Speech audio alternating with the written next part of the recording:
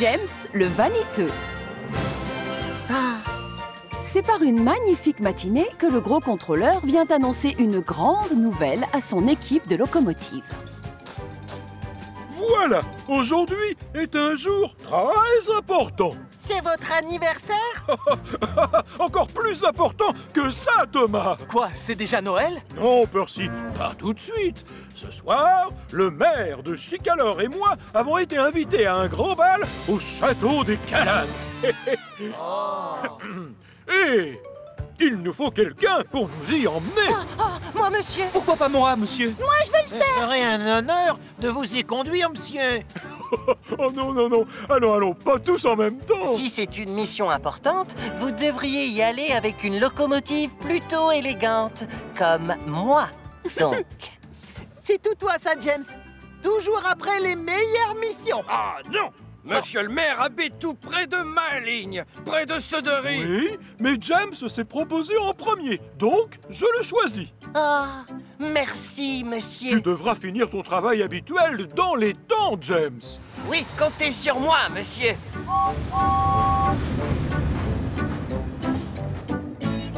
James tient parole. Il travaille dur toute la journée et ne ménage pas ses efforts pour être prêt à l'heure.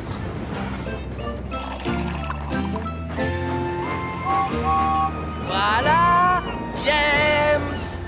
Tu m'as l'air bien joyeux, James. Oui, je vais avoir une mission très spéciale ce soir. Je vais emmener le maire et le gros contrôleur à un bal. Et tu sais où ça se passera? Au château des Calanes. Waouh! Je n'ai pas envie de te retarder. Pars! Faut pas être en retard. Tu sais, toutes mes missions sont importantes. Même celle-là. Non! Non! Oh! Oh! Oh, je suis désolé. Oh! J'ai dû déchirer le sac. Pff, pouah, c'est pas grave, Cranky. Le sucre ne colle que quand il est mouillé. Oh! Comme ça, tu veux dire? Oh! Non! Pas sur ma belle peinture! Et même s'il se sent un peu poisseux, James continue à sourire et reprend le travail.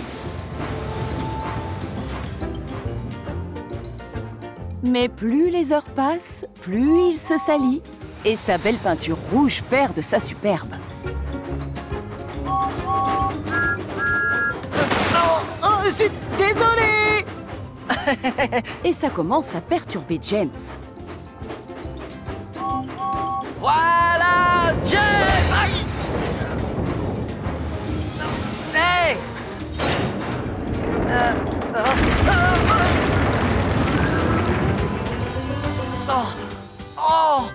Oh, zut! Oh.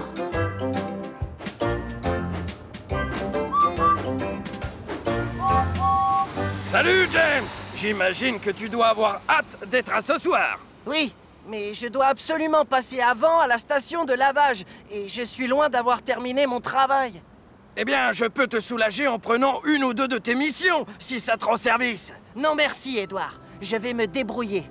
J'ai promis au gros contrôleur que je ferai toutes mes missions, et aussi celles de ce soir. Et je vais les faire. Comme tu voudras. James a beau être exténué, c'est avec un réel plaisir qu'il fait un brin de toilette. Quoi? Qu'est-ce qu'il y a? Non, rien, James. Juste une petite griffure sur ta peinture. Oh, une griffure! Une griffure! Mais ce n'est pas rien, ça! Je peux pas aller voir le maire dans cet état!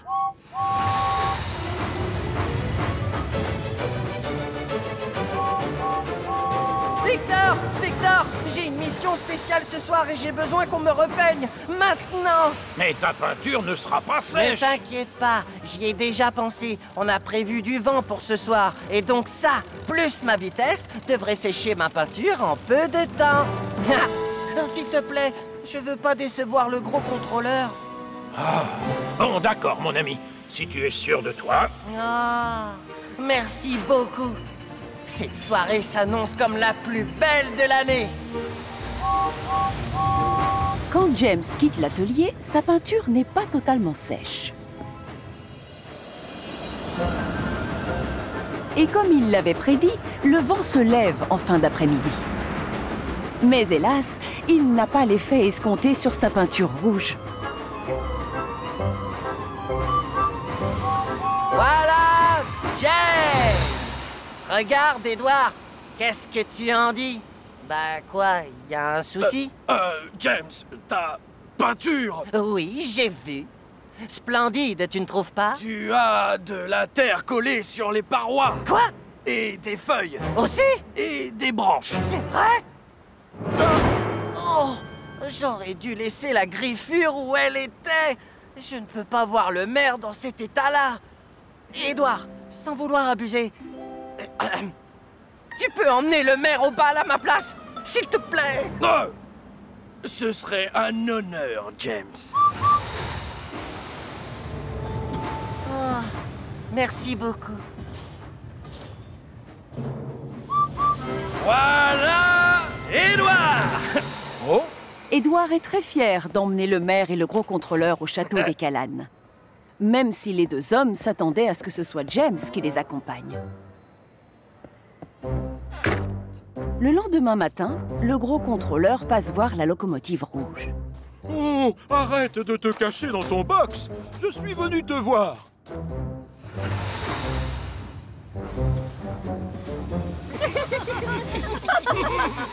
Je ne sais pas si tu es toujours une locomotive splendide, James, mais ce qui est sûr, c'est que tu es collant. Oh, oui, je reconnais que tu as l'air un peu ridicule.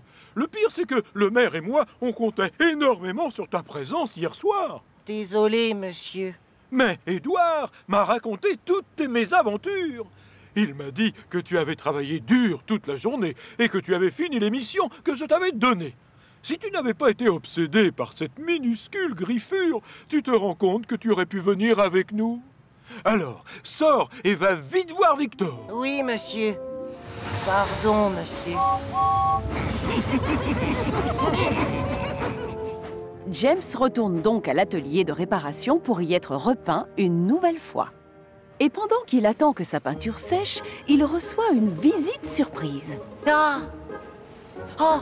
Bonjour, votre majesté. Bonjour, James.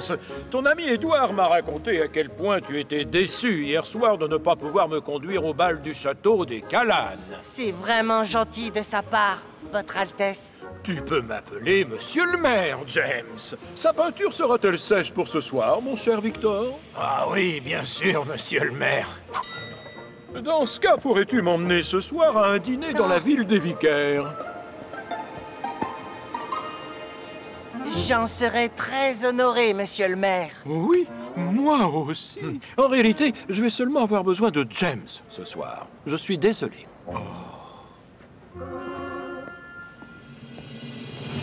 Et c'est avec une immense fierté que ce soir-là, James emmène le maire à la ville des vicaires.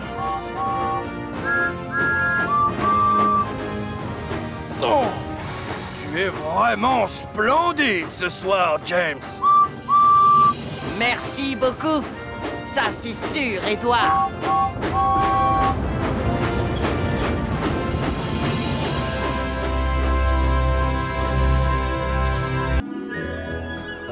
Diesel et les canetons.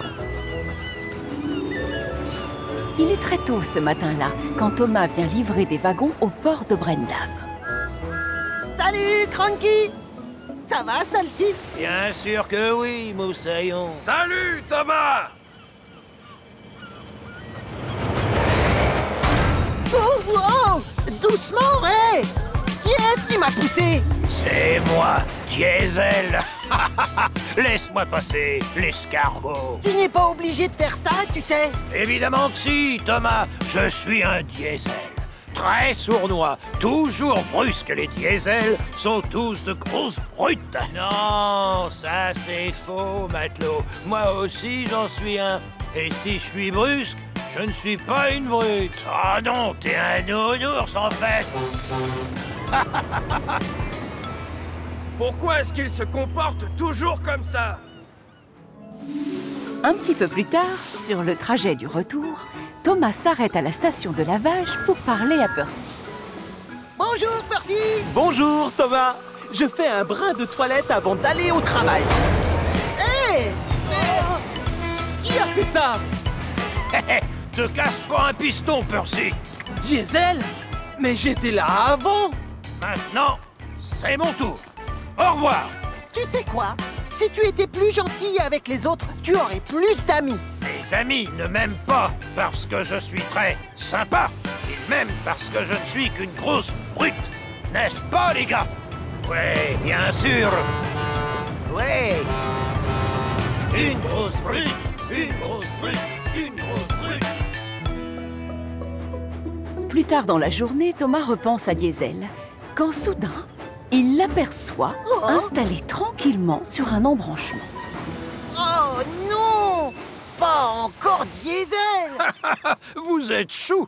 Oh. Ça suffit là, je l'ai assez vu pour aujourd'hui. Mais qu'est-ce qu'il fait?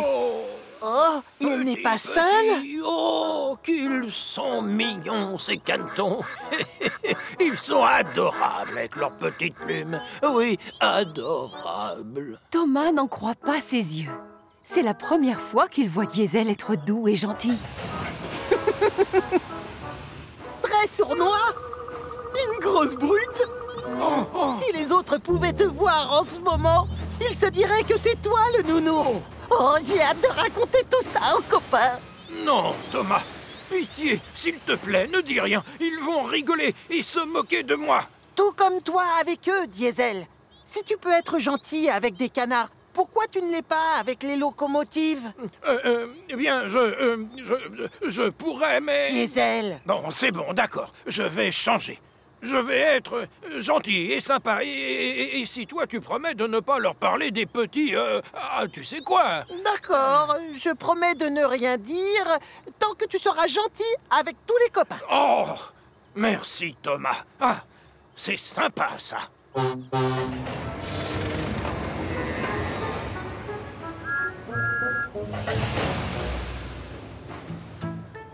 Et c'est ainsi que ce jour-là, Diesel tente de se montrer gentil avec tout le monde. Quelle belle journée, Gordon. Ah, salut, Thomas, de ma part. Et dis-lui que je suis adorable. Tu vas bien, Henri? Transmets mon bonjour à Thomas. Bonjour, Édouard.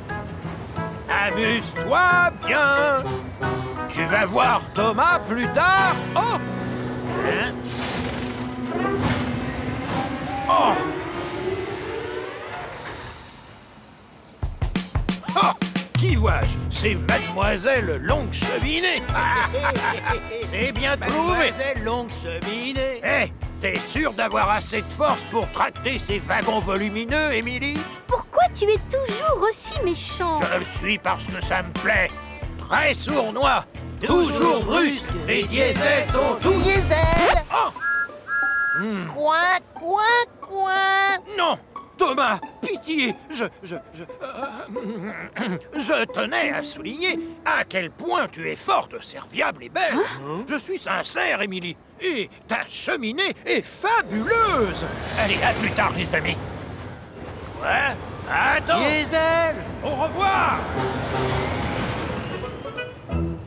Mais qu'est-ce qui lui a pris?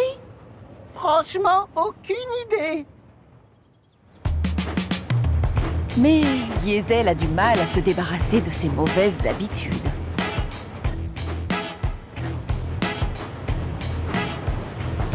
Oh, allez, pousse-toi, Diesel. Diesel, tu vas nous mettre tous en retard. Oh, dommage. Du calme, attention à ne pas exploser. Coin, coin, coin! Du coup, Thomas est obligé de lui rappeler sa promesse grâce à un langage codé.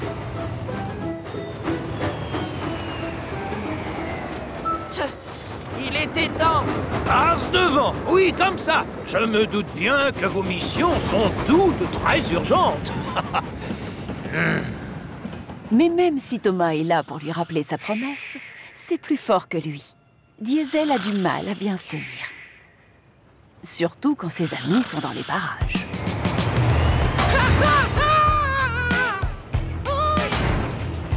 Mais quelle brute! qu'est-ce qu'on s'amuse!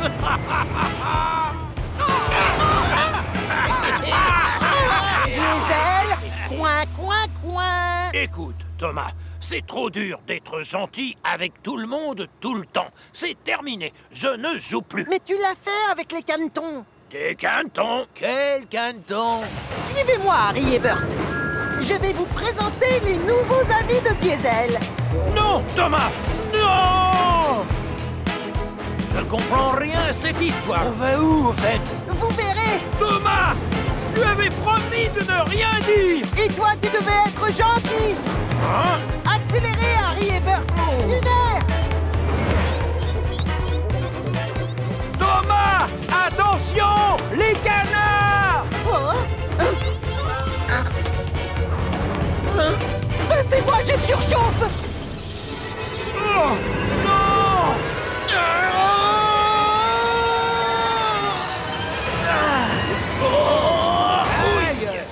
Tu joues à quoi exactement, Thomas? Enfin, tu roulais 100 fois trop vite. Tu dois faire attention où tu mets tes roues quand tu t'approches de la mare au canard. Je suis désolé, je ne les avais pas vus. Tu es un héros, Diesel. Et évidemment, un gros nounours aussi. Non, c'est faux. Je suis brusque, je suis une brute et... Ils sont mignons. Oh, où ils sont les petits cantons de tonton Harry? Ils sont choux. Moi, je craque, ils sont adorables. Venez voir Harry. Tu vois tes amis? Il n'y en a aucun qui se moque de toi. Oui, mais... Pas besoin d'être tout le temps une grosse brute. C'est bien de montrer qu'on a un cœur. Bon, j'essaie. Ils sont adorables, n'est-ce pas? Oh, petits! Oh, à très vite! Regardez leurs toutes petites ailes! Leur façon de marcher, c'est amusant. Ah, les amours de canton. Vous aimez jouer les durs et embêter le monde. Mais quand vous voyez des canetons, vous ne cachez plus votre bon cœur. Oh, oui, petits! On dirait des peluches! Oh, je les adore! Vous êtes trop mignons! Deux frères inséparables. Dans l'équipe du gros contrôleur, les locomotives 9 et 10 sont réputées pour leur force et leur sérieux. Mais d'un autre côté, elles sont aussi soupe au lait, fières et susceptibles. Donald et Douglas, les deux Écossais, ont une autre particularité. Ils sont frères. Arrête de me pousser. Je ne t'ai pas poussé. Tu m'as poussé quand le signal a changé. Non, tu m'as tiré en avant. Menteur. Toi-même. Non, c'est toi. Menteur. Et comme tous les frères, parfois, ils se chamaillent. Avance. Mais ils ont beau se disputer souvent, Donald et Douglas finissent toujours par se réconcilier, car ils sont inséparables. C'est l'hiver sur Chicalor, et cette année-là, la neige est en avance. Un lourd manteau blanc recouvre les rails, et il y a beaucoup de voies à dégager. Hé, Donald, on pourrait s'occuper de la ligne d'Édouard. Je sais pas trop, Douglas. Ah, mais ce serait vraiment utile d'avoir une ligne dégagée jusqu'au port. On va se limiter à la principale pour l'instant.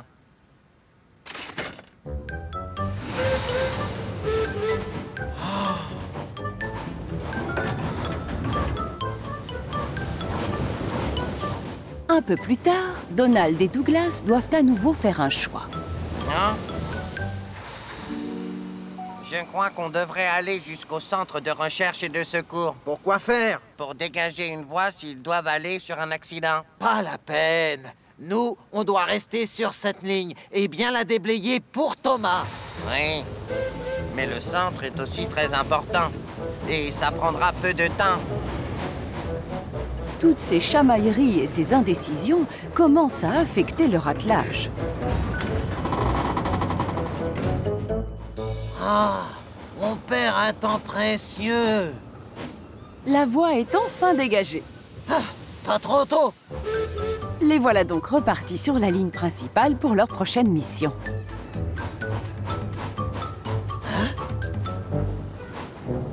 J'étais sûr qu'il fallait commencer par celle-là.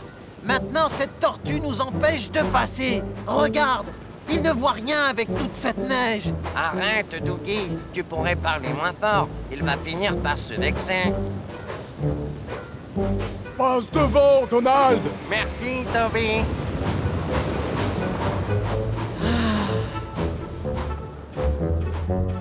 Mais très vite, Donald et Douglas doivent faire face à un nouveau choix. Et c'est la catastrophe. Et maintenant, Dougie, qu'est-ce que t'en dis? On reste sur la principale ou on dégage celle qui va au château? Je préfère ne rien dire. Tu n'en feras qu'à ta tête, de toutes les façons.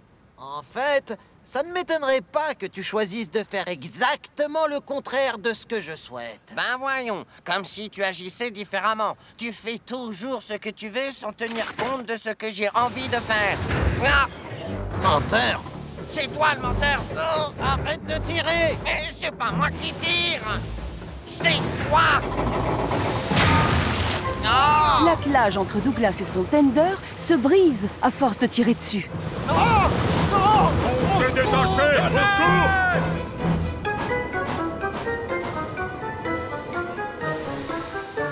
Donald part en abandonnant Douglas.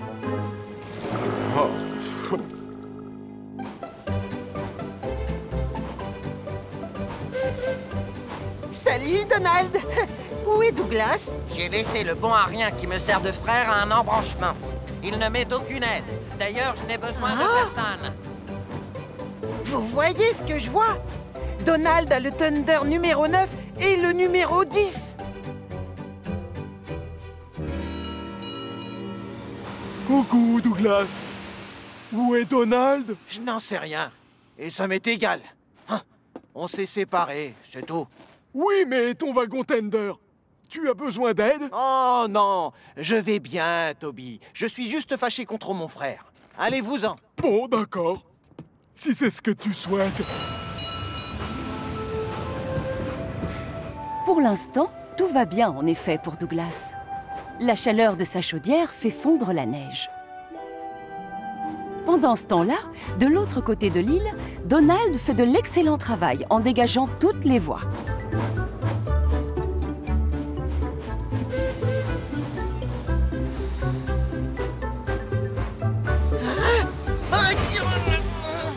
Donald, tu sais que tu roules avec 2 tenders?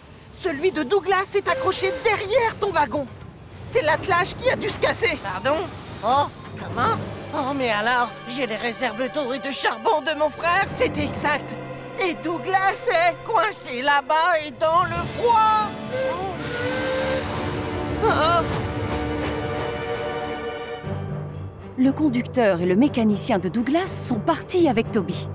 Et sa chaudière ne dégage plus du tout de chaleur. Mais Donald est bien décidé à retrouver son frère. Dougie! Dougie! Dougie! À l'aide!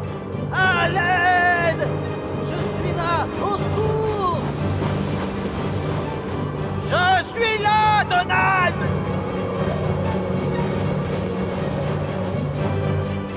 Dougie! Oh, oh.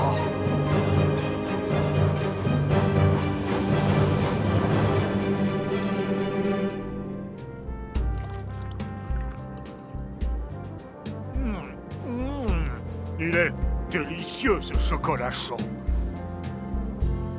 Oh, oh.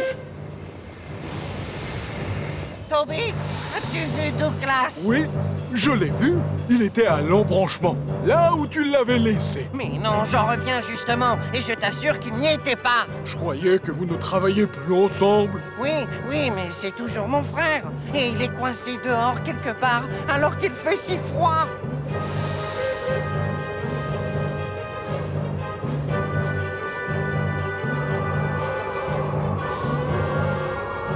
Dougie! Dougie! Tony? Tony! Je suis là!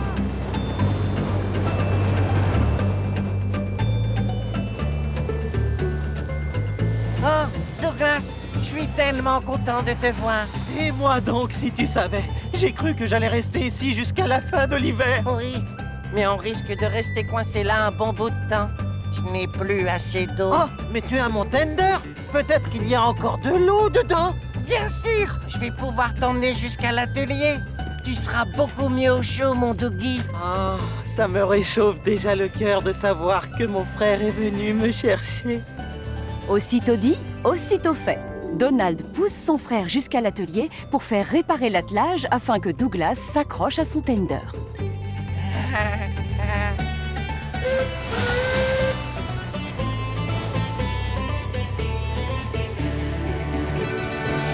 Y a que toi pour être en panne d'eau. Ah, oui, mais moi, au moins, j'ai du charbon. Du charbon? Merci qui? Moi? Comme tous les frères, Donald et Douglas aiment se chamailler de temps en temps.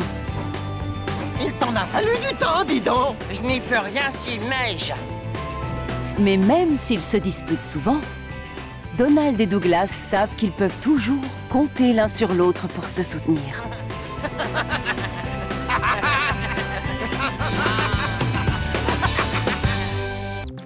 Hugo et l'engin volant. Un nouvel engin est arrivé sur l'île de Chicalor. Il s'appelle Hugo et ne ressemble à aucune des locomotives qui ont un jour mis une roue sur l'île. C'est ce qu'on appelle un zeppelin sur rail. Et il a beaucoup de succès auprès des passagers.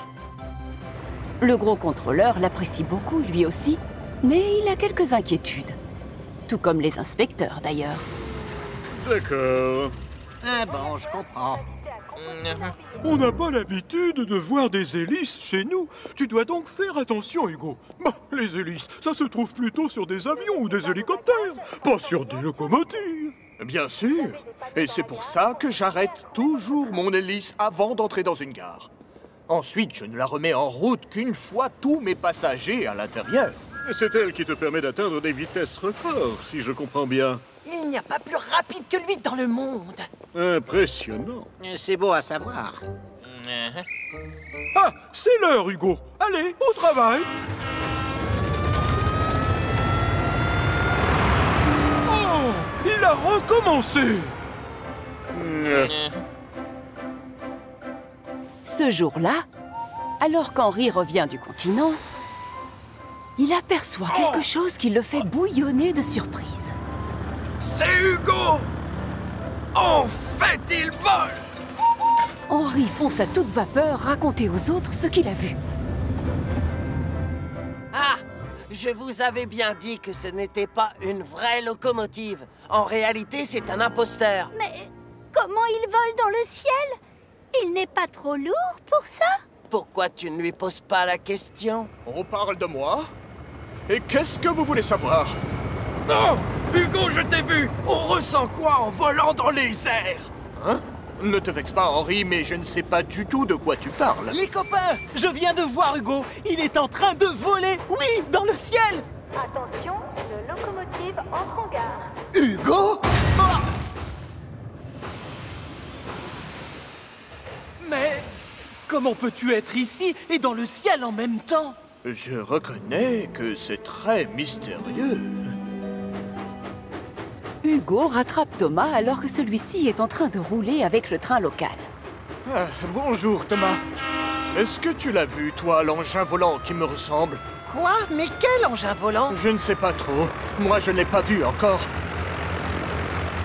Hugo roule tellement vite sur la colline de Gordon que Thomas croit qu'il va décoller et se mettre à voler comme un avion. Et c'est seulement un peu plus tard que la locomotive bleue aperçoit enfin l'engin volant. Oh, waouh! C'est vrai qu'on dirait Hugo! Hein? C'est quoi qui ressemble à Hugo? Seul Hugo ressemble à Hugo! Mais non, les filles! Je faisais allusion à l'engin volant, là-haut! Justement, c'est là que je devrais être, Thomas. Avec l'autre, dans le ciel. Mais tu n'es pas un avion! Mais enfin, cet appareil, c'est un zeppelin, et moi, tout le monde m'appelle le zeppelin sur rail. Donc, je devrais pouvoir voler comme l'autre.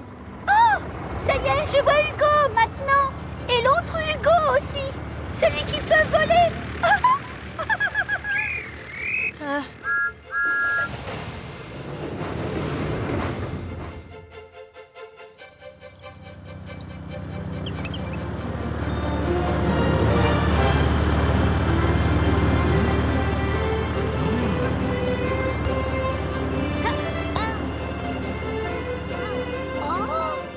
Alors que l'engin volant survole Chicalor, Hugo suit sa trajectoire à travers l'île. C'est plus silencieux qu'un hélicoptère ou qu'un avion. On dirait un peu un gros ballon. Les voilà qui arrivent bientôt de l'autre côté de l'île.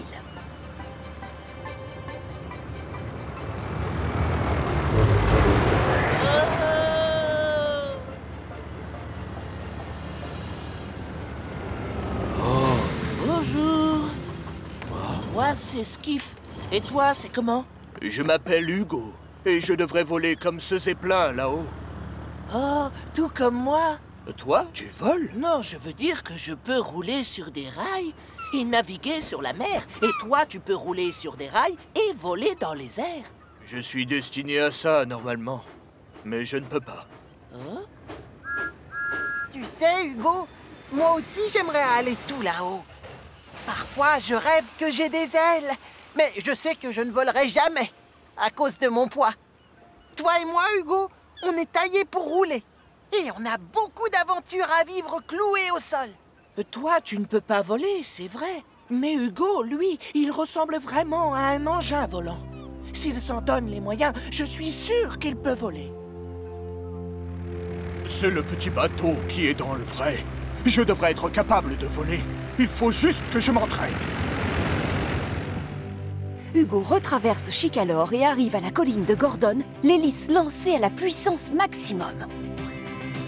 Il fonce jusqu'au sommet et tente de se propulser dans les airs.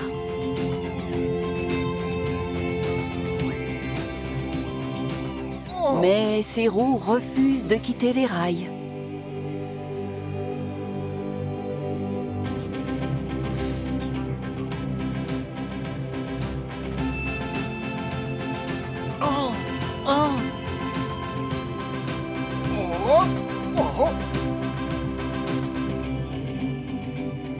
Hugo refait un essai.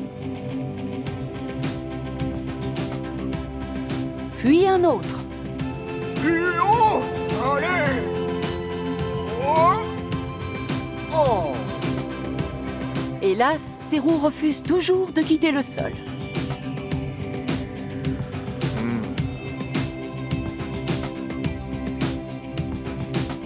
Il ne finit par s'avouer vaincu qu'au coucher du soleil.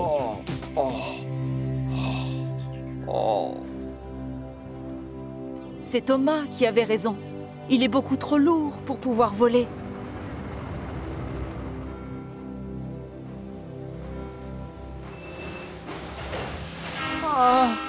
Oh, Thomas, pourquoi est-ce que je ne vole pas? C'est trop injuste.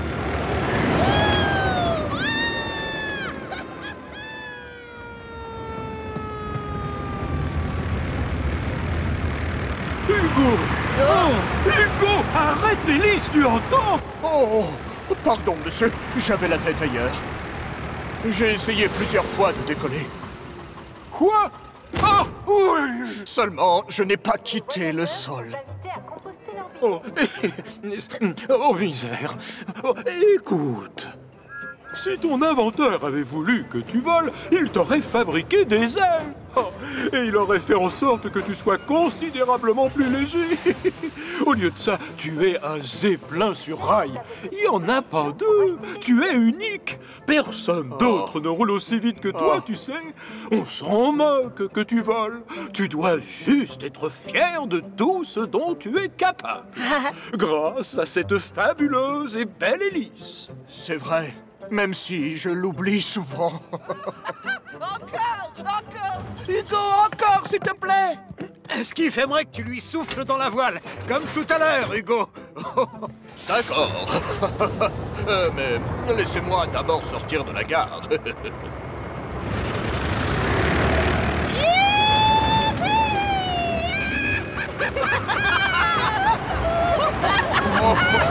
Regardez-le.